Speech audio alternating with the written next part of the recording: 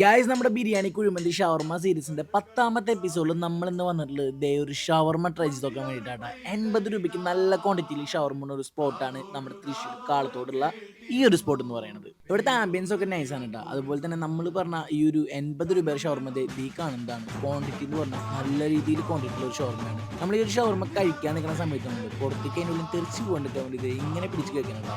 കാരണം അത്രയധികം അതിൻ്റെ ഉള്ളിൽ ഫീലിങ്സ് വരുന്നുണ്ട്.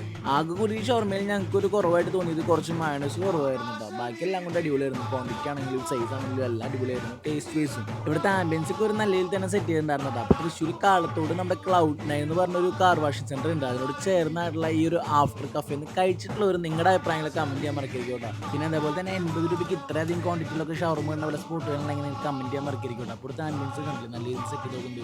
അപ്പോൾ ഞങ്ങളിപ്പോൾ ഇരുന്ന് കഴിക്കുന്നുണ്ട് ഇതിൻ്റെ ഫസ്റ്റ് ഫ്ലോറിലാണ് കേട്ടോ. വലിയൊരു ഇരുമ്പ് ടാങ്കൊക്കെ കട്ട് ചെയ്തുകൊണ്ടായിട്ട് ഇവർ ഇവിടുത്തെ സീറ്റിംഗ് സെറ്റ് ആക്കി പോകണം. താഴെ തന്നെ വേറെ നല്ല രീതിയിലുള്ള സീറ്റിംഗ്